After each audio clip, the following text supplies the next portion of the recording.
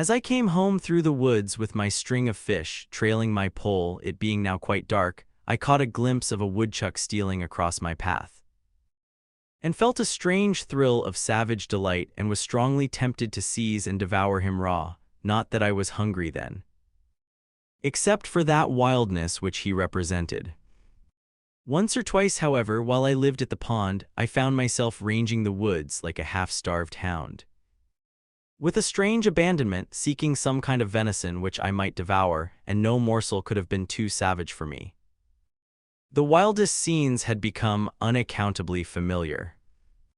I found in myself, and still find, an instinct toward a higher, or, as it is named, spiritual life, as do most men, and another toward a primitive rank and savage one, and I reverence them both. The wildness and adventure that are in fishing still recommended it to me. I like sometimes to take rank hold on life and spend my day more as the animals do. Perhaps they early introduce us to and detain us in scenery with which otherwise, at that age, we should have little acquaintance. Fishermen, hunters, woodchoppers, and others, spending their lives in the fields and woods in a peculiar sense a part of, are often in a more favorable mood for observing her in the intervals of their pursuits than philosophers or poets even, who approach her with expectation. She is not afraid to exhibit herself to them. The traveler on the prairie is naturally a hunter, on the headwaters of the Missouri and Columbia a trapper, and at the he who is only a traveler learns things at second hand and by the halves and is poor authority. We are most interested when science reports what those men already know practically or instinctively, for that alone is a true humanity or account of human experience. They mistake who assert that the Yankee has few amusements, because he has not so many public holidays. And men and boys do not play so many games as they do in England, for here the more primitive but solitary amusements of hunting, fishing, and the like have not yet given place to the former. Almost every New England boy among my contemporaries shouldered a fowling piece between the ages of 10 and 14. And his hunting and fishing grounds were not limited, like the preserves of an English nobleman, but were more boundless even than those of a savage. No wonder then that he did not oftener stay to play on the common. But already a change is taking place, owing not to an increased humanity but to an increased scarcity of game. For perhaps the hunter is the greatest friend of the animals hunted, not excepting the Humane Society. Moreover, when at the pond, I wished sometimes to add fish to my fare for variety. I have actually fished from the same kind of necessity that the first fishers did. Whatever humanity I might conjure up against it was all factitious, and concerned my philosophy more than my feelings. I speak of fishing only now, for I had long felt differently about fowling, and sold my gun before I went to the woods.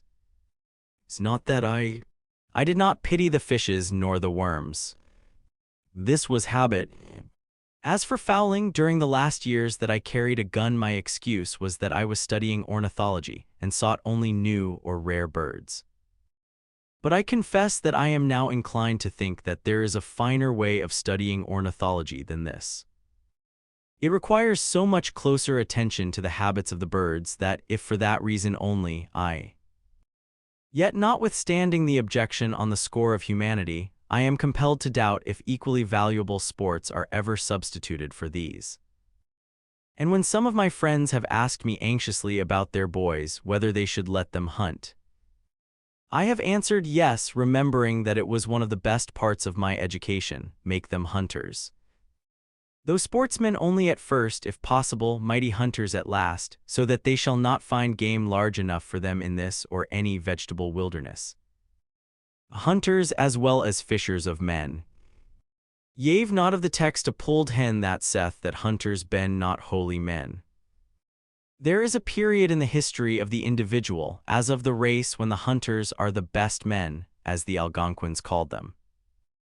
We cannot but pity the boy who has never fired a gun. He is no more humane, while his education has been sadly neglected. This was my answer with respect to those youths who were bent on this pursuit, trusting that they would soon outgrow it. No humane being, past the thoughtless age of boyhood, will wantonly murder any creature which holds its life by the same tenure that he does. The hare in its extremity cries like a child. I warn you, mothers, that my sympathies do not always make the usual philanthropic distinctions.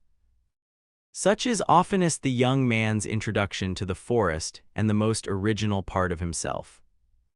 He goes thither at first as a hunter and fisher, until at last, if he has the seeds of a better life in him, he distinguishes his proper objects as a poet or naturalist it may be, and leaves the gun and fishpole behind. The mass of men are still and always young in this respect. In some countries a hunting parson is no uncommon sight. Such a one might make a good shepherd's dog, but is far from being the good shepherd. I have been surprised to consider that the only obvious employment, except wood chopping, ice gutting, or the like business which ever to my knowledge detained at Walden Pond for a whole half-day any of my fellow citizens, whether fathers or children of the town, with just one exception, was fishing. Commonly they did not think that they were lucky or well paid for their time unless they got a long string of fish, though they had the opportunity of seeing the pond all the while. They might go there 1,000 times before the sediment of fishing would sink to the bottom and leave their purpose pure, but no doubt such a clarifying process would be going on all the while. The governor and his council faintly remember the pond, for they went a-fishing there when they were boys, but now they are too old and dignified to go a-fishing, and so they know it no more forever. Yet even they expect to go to heaven at last. If the legislature regards it, it is chiefly to regulate the number of hooks to be used there, but they know nothing about the hook of hooks with which to angle for the pond itself, impaling the legislature for a bait.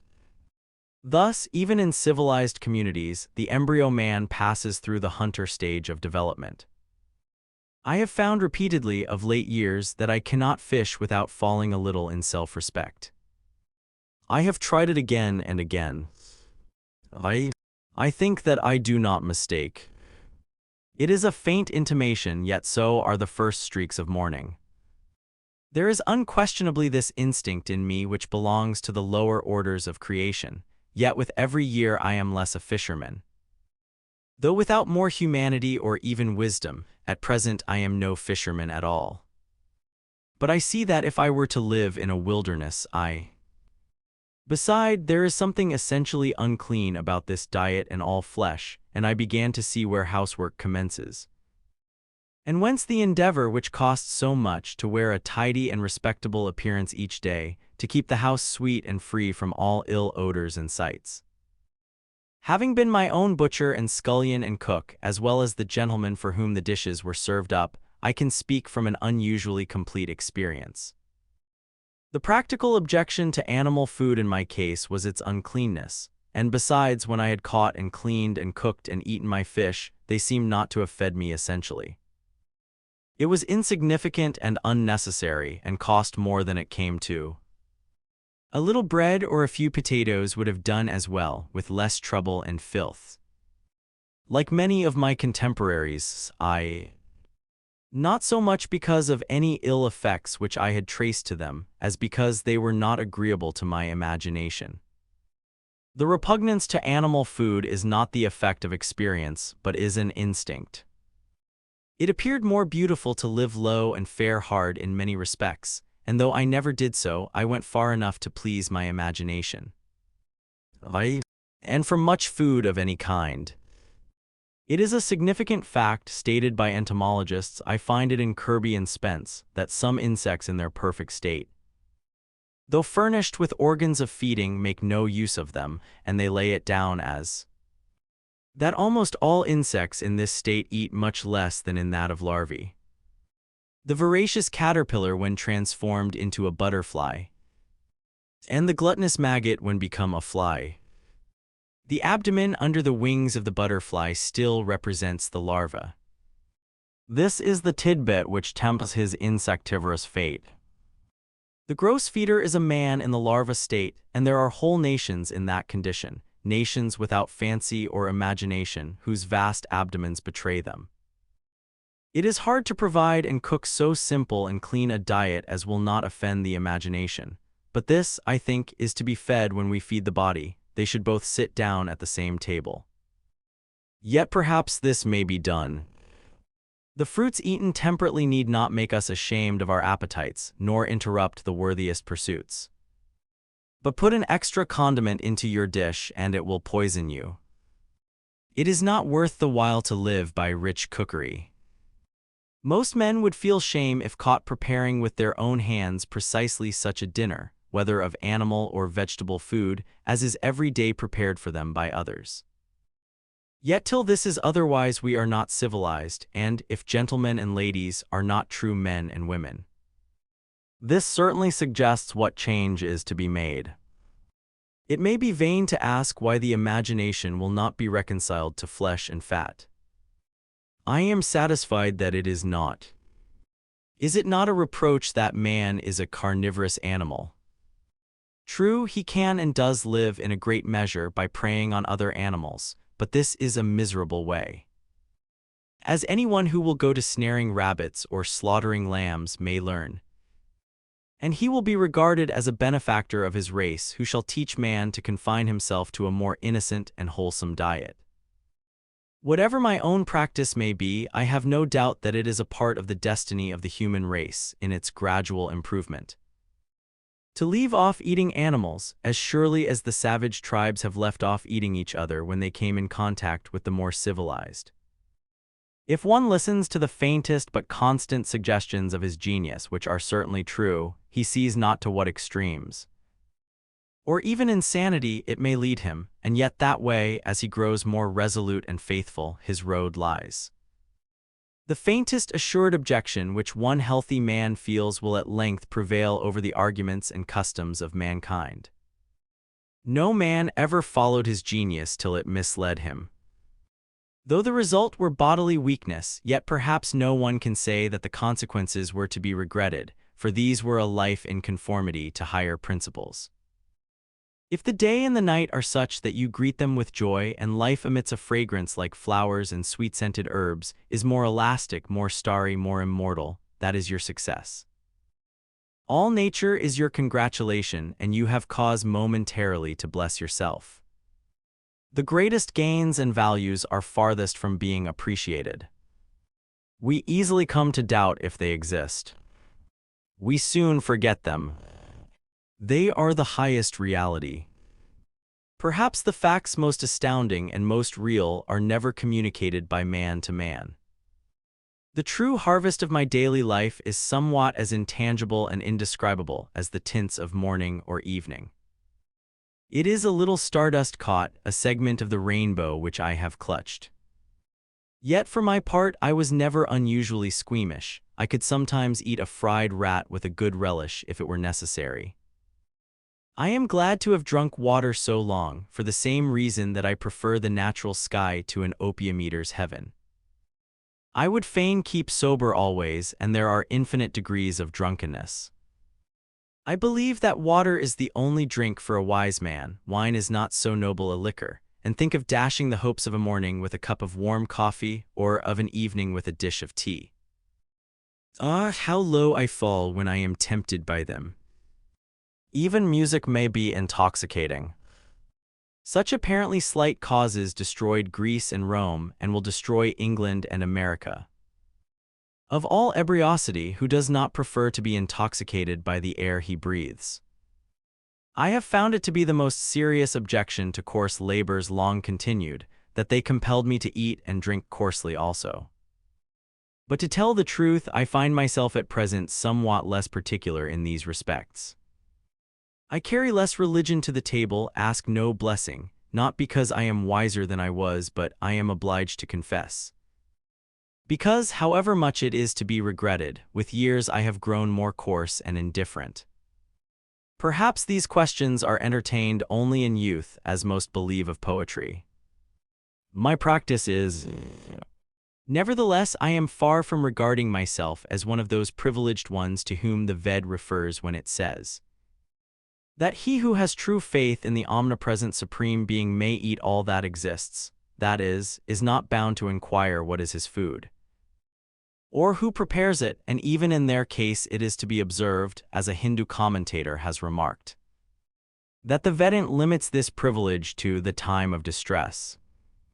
Who has not sometimes derived an inexpressible satisfaction from his food in which appetite had no share? I have been thrilled to think that some berries which I had eaten on a hillside had fed my genius. The soul not being mistress of herself, says Th. Sangsu, one looks and one does not see, one listens and one does not hear, one eats and one does not know the savor of food. He who distinguishes the true savor of his food can never be a glutton, he who does not cannot be otherwise. A Puritan may go to his brown bread crust with as gross an appetite as ever an alderman to his turtle. Not that food which entereth into the mouth defileth a man, but the appetite with which it is eaten. It is neither the quality nor the quantity, but the devotion to sensual savors, when that which is eaten is not a viand to sustain our animal, or inspire our spiritual life, but food for the worms that possess us. If the hunter has a taste for mud turtles, muskrats, and other such savage tidbits, the fine lady indulges a taste for jelly made of a calf's foot, or for sardines from over the sea, and they are even. He goes to the mill pond, she to her preserve pot. The wonder is how you and I can live this slimy, beastly life, eating and drinking. Our whole life is startlingly moral. There is never an instant's truce between virtue and vice.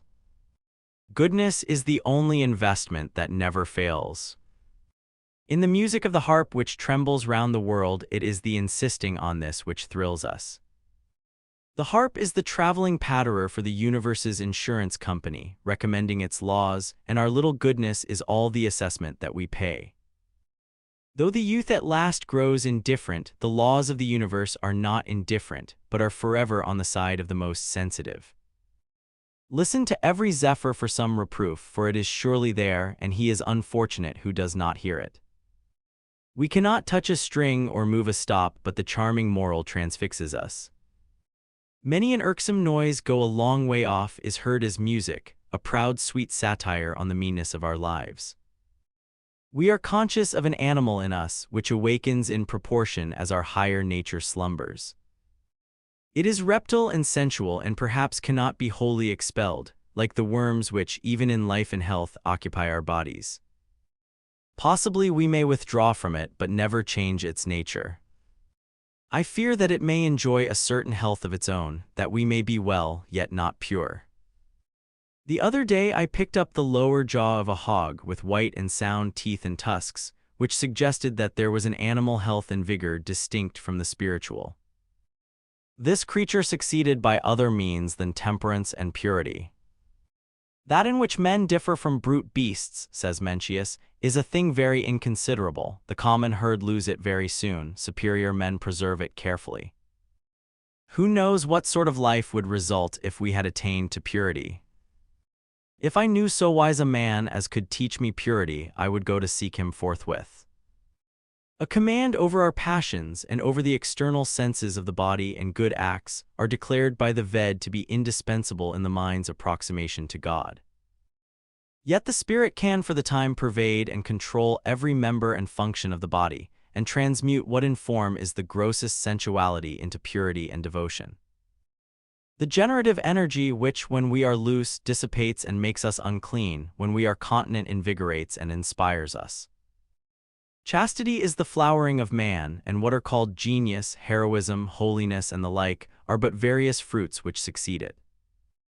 Man flows at once to God when the channel of purity is open. By turns our purity inspires, and our impurity casts us down. He is blessed who is assured that the animal is dying out in him day by day, and the divine being established. Perhaps there is none but has cause for shame on account of the inferior and brutish nature to which he is allied. I fear that we are such gods or demigods only as fawns and satyrs, the divine allied to beasts, the creatures of appetite, and that, to some extent, our very life is our disgrace. How happy is he who hath due place assigned to his beasts and disafforested his mind, can use this horse, goat, wolf, and every beast, and is not ass himself to all the rest. Else man not only is the herd of swine, but he's those devils too which did incline them to a headlong rage, and made them worse. All sensuality is one, though it takes many forms, all purity is one. It is the same whether a man eat, or drink, or cohabit, or sleep sensually. They are but one appetite, and we only need to see a person do any one of these things to know how great a sensualist he is. The impure can neither stand nor sit with purity. When the reptile is attacked at one mouth of his burrow, he shows himself at another. If you would be chaste, you must be temperate. What is chastity? How shall a man know if he is chaste? He shall not know it. We have heard of this virtue, but we know not what it is. We speak conformably to the rumor which we have heard. From exertion come wisdom and purity, from sloth ignorance and sensuality. In the student, sensuality is a sluggish habit of mind. An unclean person is universally a slothful one, one who sits by a stove, whom the sun shines on prostrate, who reposes without being fatigued. If you would avoid uncleanness and all the sins, work earnestly, though it be at cleaning a stable. Nature is hard to be overcome, but she must be overcome. What avails it that you are? I know of many systems of religion esteemed heathenish, whose precepts fill the reader with shame and provoke him to new endeavors, though it be to the performance of rites merely. I hesitate to say these things, but it is not because of the subject. We discourse freely without shame of one form of sensuality, and are silent about another. We are so degraded that we cannot speak simply of the necessary functions of human nature. In earlier ages, in some countries, every function was reverently spoken of and regulated by law. Nothing was too trivial for the Hindu lawgiver, however offensive it may be to modern taste. He teaches how to eat, drink, cohabit, void excrement and urine, and the like, elevating what is mean, and does not falsely excuse himself by calling these things trifles. Every man is the builder of a temple, called his body, to the God he worships after a style purely his own, nor can he get off by hammering marble instead. We are all sculptors and painters, and our material is our own flesh and blood and bones. Any nobleness begins at once to refine a man's features, any meanness or sensuality to imbrute them. John Farmer sat at his door one September evening after a hard day's work, his mind still running on his labor more or less. Having bathed, he sat down to recreate his intellectual man. It was a rather cool evening, and some of his neighbors were apprehending a frost. He had not attended to the train of his thoughts long when he heard someone playing on a flute, and that sound harmonized with his mood. Still he thought of his work, but the burden of his thought was that though this kept running in his head, and he found himself planning and contriving it against his will, yet it concerned him very little. It was no more than the scurf of his skin, which was constantly shuffled off. But the notes of the flute came home to his ears out of a different sphere from that he worked in, and suggested work for certain faculties which slumbered in him. They gently did away with the street and the village and the state in which he lived.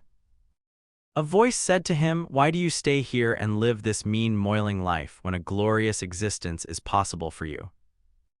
Those same stars twinkle over other fields than these."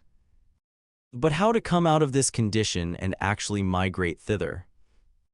All that he could think of was to practice some new austerity, to let his mind descend into his body and redeem it, and treat himself with ever-increasing respect.